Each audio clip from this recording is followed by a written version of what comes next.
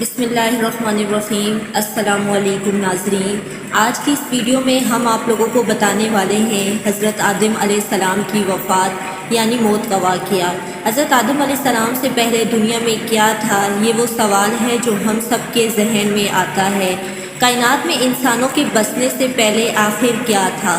ایک صحابی نے حضرت محمد صلی اللہ علیہ وآلہ وسلم سے سوال کیا کہ اے اللہ کے رسول صلی اللہ علیہ وآلہ وسلم، زمین اور آسمان کو پیدا کرنے سے پہلے ہمارا پروردگار کہاں تھا؟ آپ صلی اللہ علیہ وآلہ وسلم نے فرمایا کہ جب اللہ کے سوا کچھ نہیں تھا، پھر اس نے پانی پر اپنا عرش بنایا، جیسے یہ اس کائنات کی ابتدا تھی۔ پھر اللہ نے قلم کو پیدا کیا اور اس کو حکم دیا کہ لکھ، اور قلم نے اللہ تبارک تعالیٰ کے حکم اور اس کے علم سے قیامت تک ہونے والے سب کچھ لوح محفوظ میں لکھ دیا۔ اس کے بعد آسمان اور زمین کے کچھ دن میں تخلیق کی گئی۔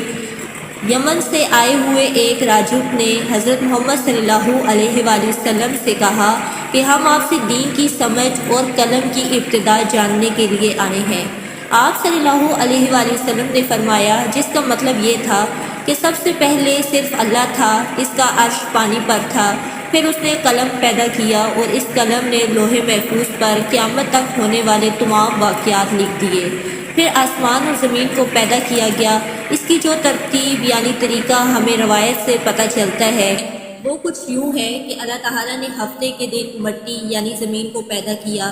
جب اللہ نے زمین بنایا اور کانپنے لگی، پھر اللہ نے اتوار کو اس زمین پر پہاڑ بنایا اور زمین کو سہارا دینے کے لیے ایسے جیسے اس میں کیل ٹھوکی ہو۔ زمین ٹھہر گئی۔ پیر کے دن اس میں درخت اگایا یعنی پیر پودے اگائے۔ منگل کے دن تکلیف، مصیبتیں، جراثیم، چٹانیں، بیماریاں پیدا کی۔ بدھ کے دن نور کو پیدا فرمایا۔ جو معراج کو زمین میں چوپاہے یعنی 4 پاؤں والے جانور پیدا کیے اور انہیں زمین پر پھیلا دیا۔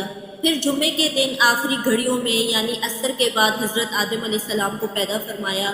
جیسے اللہ تبارک تعالیٰ نے انسان کی پیدائش سے پہلے ان کی تمام چیزیں پیدا فرما دی، یعنی مخلوق کی ابتدا میں آخری نمبر پر انسان کو پیدا کیا گیا۔ اصل انسانی میں سب سے پہلے تخلیق حضرت آدم علیہ السلام تمام انسانوں کے طور پر انسانوں کی پیدائش سے پہلے فرشتوں اور جنوں کی تخلیق بھی ہو چکی تھی۔ فرشتے اللہ تعالیٰ کی بہت بڑی مخلوق ہے جن کا اصل ٹھکانہ آسمان ہے۔ وہ زمین والوں کے لیے استغفار کرتے ہیں۔ فرشتوں کو نور سے پیدا کیا گیا جبکہ جنوں کی پیدائش آگ سے کی گئی۔ انسانوں کی تخلیق مٹی سے ہوئی، کیونکہ شیطان تھا وہ بھی فرشتوں میں سے نہیں بلکہ جنوں میں سے تھا، اور اس کی تخلیق بھی آگ سے کی گئی۔ اس روایت سے پتہ چلتا ہے کہ آدم علیہ السلام سے 2000 سال پہلے جنات پیدا کیے گئے۔ جب وہ فتنہ فساد میں حد سے آگے بڑھ گئے تو اللہ تعالیٰ نے ان کی طرف فرشتوں کا ایک لشکر بھیجا۔ اس میں خوب لڑائی جھگڑے ہوئے۔ ان میں فرشتوں نے جنوں کو تہس نہس کر دیا اور سمندر کے جزیروں میں پناہ لینے پر مجبور ہو گئے۔ آج تک ان کے رہنے کی جگہ یہی جزیرہ ہے۔ اس بات کا یعنی شیطان جنات کے سردار ہیں، اس کا ایک حصہ ہوتا ہے۔ پھر اس کا اثر نام آزادی تھا۔ اس کی نافرمانی کے بعد حقیقت میں کس جگہ پر ہے؟ جب اللہ تعالیٰ نے زمین کو انسانوں کے ذریعے سے آباد کرنا چاہا تو انسان کی تخلیق چونکہ جنوں میں اور انسانوں جتنی عقل سمجھ نہیں تھی، کہا جاتا ہے کہ جنوں میں سب سے زیادہ علم رکھنے والا جن انسانوں میں سے 10 سال کے بچے کے برابر عقل رکھتا ہے۔ اللہ نے انسان کی تخلیق کر کے اس میں پھر اللہ نے فرشتوں سے فرمایا کہ میں زمین پر اپنا نائب بنانے والا ہوں۔ فرشتوں نے اللہ سے پوچھا کہ ایسی مخلوق کو کیوں پیدا کرتے ہیں جو زمین پر فساد کرے؟ اللہ تبارک تعالیٰ نے فرشتوں سے فرمایا کہ اے فرشتوں، جو میں جانتا ہوں وہ تم نہیں جانتے۔ فرشتوں کے اس سوال کے 2 رخ ہو سکتے ہیں۔ پہلا یہ کہ کیا یہ بھی جنوں کی طرح زمین پر فساد کریں گے، اور دوسرا یہ کہ کیا ہم سے تیری عبادت میں کوئی کوتاہی ہوئی ہے۔ بہرحال جب حضرت آدم علیہ السلام کو اللہ تعالیٰ نے پیدا کیا تو زمین سے مٹی لانے کا حکم دیا۔ پھر اللہ کے پاس اس کے حکم کے مطابق مٹی لائی گئی اور مٹی اللہ تعالیٰ نے پوری زمین سے اٹھوائی تھی۔ یہی وجہ ہے کہ حضرت آدم علیہ السلام کی اولاد زمین کے رنگ کے مطابق ہی ظاہر ہے۔ کچھ لال ہیں، کچھ سفید ہیں، کچھ کالے ہیں، کچھ اس کے بیچ اس مٹی کو پانی میں بھگویا گیا اور یہ 3 دن بن گئے۔ قرآن مجید میں کچھ جگہوں پر اللہ کی تخلیق کے لیے تراب کا لفظ آیا ہے، یعنی کہ سوکھی مٹی، اور کچھ بار دین کا لفظ آیا ہے جو کہ بھیگی ہوئی مٹی کو کہا جاتا ہے۔ جب پانی کو مٹی میں بھگویا گیا تو وہ لیسدار ہونا شروع ہو گئی۔ پھر اللہ تعالیٰ نے خود اپنے دست مبارک سے اس مٹی میں انسان کا ڈھانچہ تیار فرمایا۔ اللہ تعالیٰ نے انسان کی تخلیق فرشتوں کے سپرد نہیں کی، بلکہ انسان کو خود ایک مورتی کی طرح بنایا گیا۔ اس کے بعد ایک خاص وقت پر اس کو چھوڑے رکھا، یہاں تک کہ وہ گیلی مٹی سوکھ گئی اور اس کا رنگ کالا ہو گیا۔ اس میں سے بدبو آنے لگی، پھر وہ سوکھ کر کنکناتی مٹی بن گئی۔ آخر میں آگ پر پکی ہوئی مٹی کی صورت اختیار کر گئی، یعنی آگ میں پکی ہوئی مٹی جیسی بن گئی۔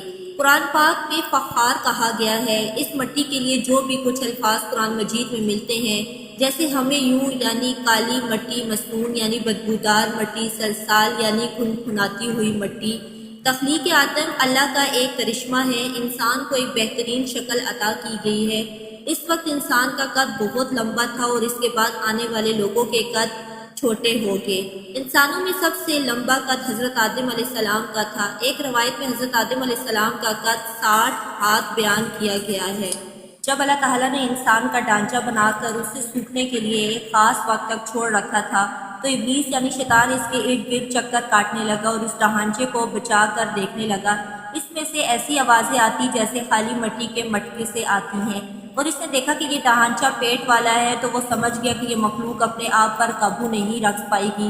حضرت آدم علیہ السلام میں روح ڈالنے سے پہلے فرشتوں کو گزر اس ڈھانچے کے پاس سے ہوا تو وہ گھبرا گئے، اور ابلیس بھی ڈھانچے کے آس پاس سے گزرتا تو ٹھوکر مار کر کہتا کہ تجھے کس خاص مقصد کے لیے پیدا کیا گیا ہے۔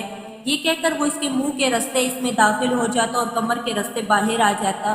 پھر اس نے فرشتوں سے کہا کہ اس سے گھبرانے کی کوئی ضرورت نہیں ہے، اگر مجھے اس پر حاوی کیا گیا تو میں اسے خطرے میں ڈال دوں گا، اور اگر اسے مجھ پر حاوی کیا گیا تو میں یقیناً اس کی نافرمانی کروں۔ یعنی ابھی حضرت آدم علیہ السلام میں اللہ تعالیٰ نے روح بھی نہیں ڈالی تھی، تب سے ابلیس کی انسان سے عداوت اور دشمنی صاف طور پر رکھ دی گئی تھی۔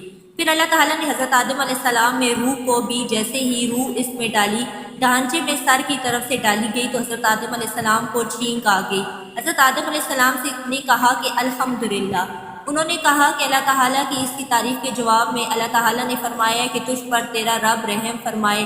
جب روح اس کی آنکھوں میں داخل ہوئی اور اس کی آنکھوں نے جنت کے پھولوں کو دیکھا تو وہ غور و فکر کرنے لگے۔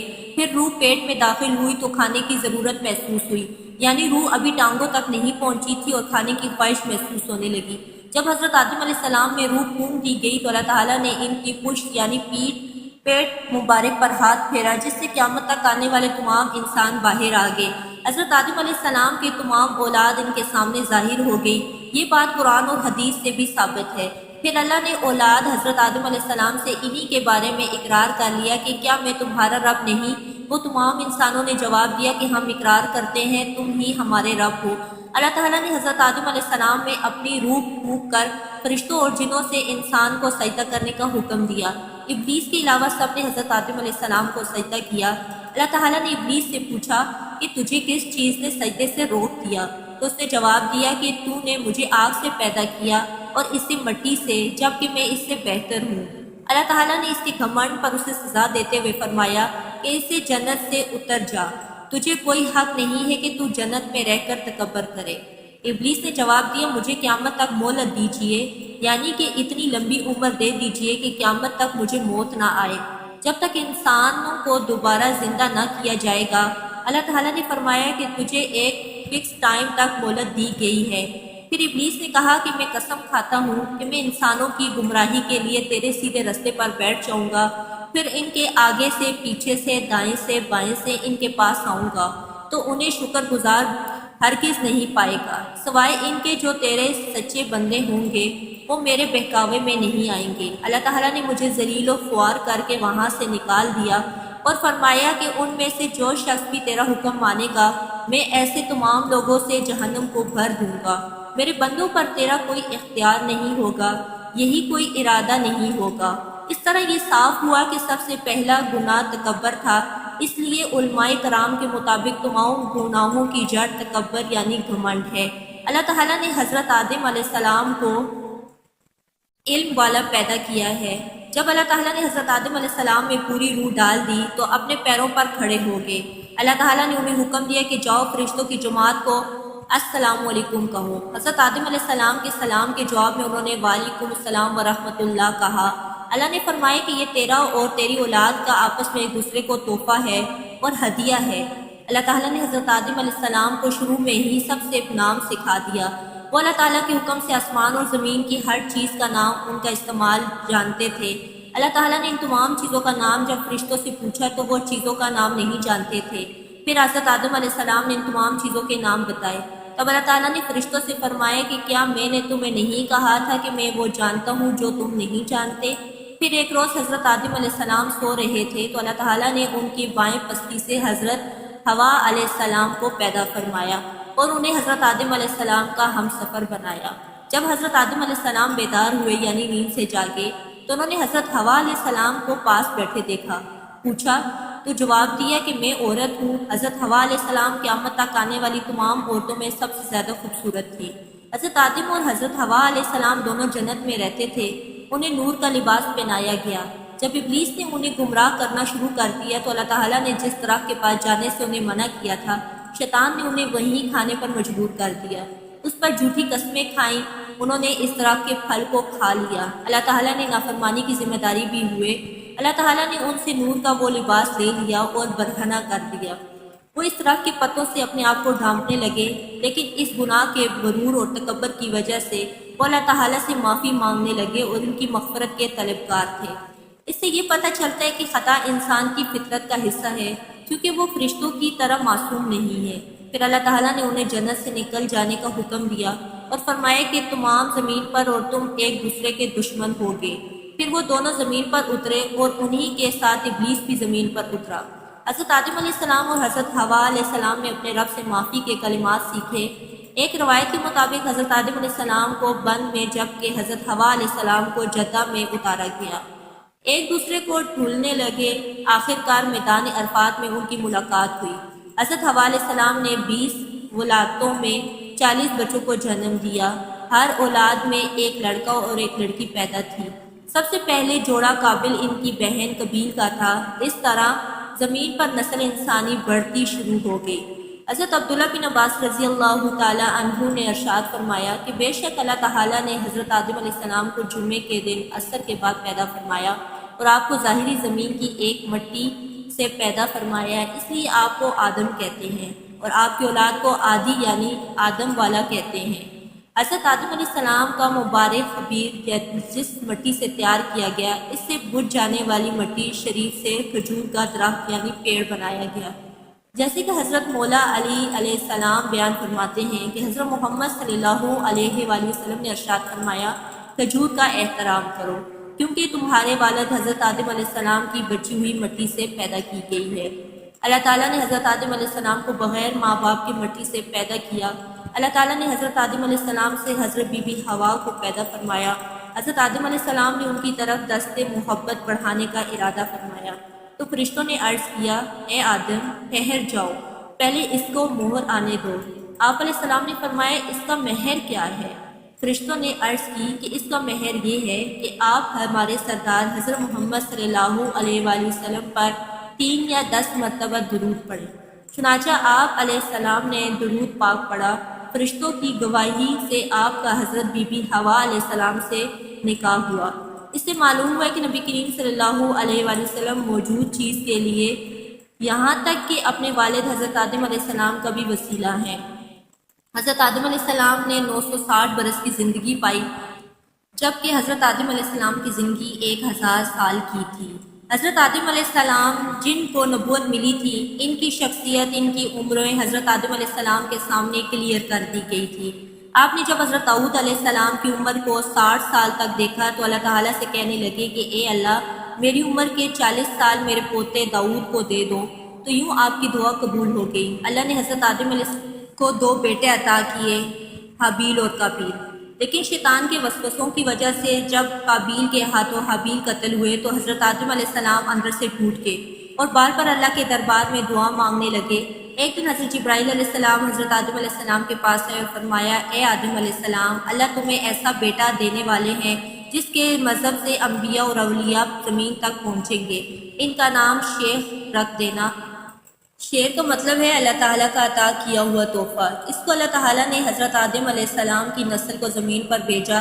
حضرت آدم علیہ السلام کا آخری وقت آیا تو آپ نے اپنے بیٹوں سے کہا کہ میرا دل کرتا ہے کہ میں جنت کا پھل کھاؤں۔ آپ کے بیٹے زمین پر جنت کے پھل ڈھونڈنے لگے۔ اچانک سے ان کو فرشتے ملے، کہنے لگے اے بنی آدم کہاں جا رہے ہو؟ انہوں نے کہا ہم اپنے بابا کے لیے جنت کا پھل لینے جا رہے ہیں۔ تو فرشتوں نے کہا جاؤ تمہارے بابا چند دنوں سے مہمان ہیں۔ تمام بیٹے رونے لگے اور آپ کے پاس آپ کے بستر پر بیٹھ کے اللہ کا ذکر فرما رہے تھے۔ بس اتنے میں موت کا فرشتہ آن پہنچا۔ جیسے ہی حضرت حوا علیہ السلام نے موت کے فرشتے کو دیکھا تو حضرت آدم علیہ السلام سے لپٹ گئیں۔ حضرت آدم علیہ السلام نے فرمایا اے حوا مجھ سے دور ہو جاؤ، ایک مرتبہ پہلے بھی آپ کی وجہ سے جنت سے نکالا گیا ہوں، معاذ اللہ ان کے فرشتوں کے بیچ آڑ نہ بنو۔ پھر آپ ان فرشتوں سے کہنے لگے کہ اے فرشتوں کیا تم موت کو بھول تو نہیں گئے ہو؟ میں نے اللہ سے سنا تھا کہ میری عمر 1000 سال کی ہوگی، ابھی تو مجھے 960 سال ہوئے ہیں۔ ملک الموت نے کہا اے اللہ کے نبی آپ نے خود ہی فرمایا تھا کہ آپ کی عمر کے 40 سال آپ کے پوتے حضرت داؤد علیہ السلام کو دے دیے جائیں۔ بس آدم علیہ السلام کی روح قبض کر لی گئی، آپ کو غسل فرشتوں نے دیا اور جنت کی خوشبو آپ کے جسم مبارک پر لگائی گئی۔ پھر آپ کی نماز جنازہ فرشتوں نے حضرت جبرائیل علیہ السلام کے پیچھے ادا کی۔ زمین کھود کر آپ کی تدفین ہوئی اور تمام انسانوں کے نزدیک اللہ کا یہ حکم نافذ ہوا کہ جب بھی کسی کا انتقال ہو اس کے جسم کو ایسے ہی تدفین کرو۔ آج بھی ان فرشتوں کی سنت پر ایمان والے عمل کر کے اپنے بزرگوں کی تدفین کرتے ہیں۔ آپ کی قبر مبارک کی جگہ کو لے کر نبوت سے الگ الگ آئے۔ کچھ کے نزدیک آپ کی جائے تدفین سری لنکا، کچھ کے نزدیک جبل ابیکیس اور کچھ کے نزدیک عراق۔ کچھ روایتوں میں یہ بھی ہے کہ جب حضرت آدم علیہ السلام کی روح قبض کرنے کے لیے فرشتے پہنچے تو آپ کے بیٹے جس کو آپ نے اپنا جانشین بنایا تھا حضرت شیش علیہ السلام سے کہنے لگے کہ اے میرے جانشین میں نے اللہ سے سنا ہے کہ بہت ہی جلد اس زمین پر ایک طوفان آئے گا، اگر تم اس وقت موجود رہے تو میرے جسم کو اس کشتی پر سوار کر کے جو نجات کا وسیلہ ہے، اگر تم اس وقت تک زندہ نہ ہوئے تو اپنی اولاد کو وصیت کرنا کہ میرے جسم کو کشتی نوح پر سوار کرے۔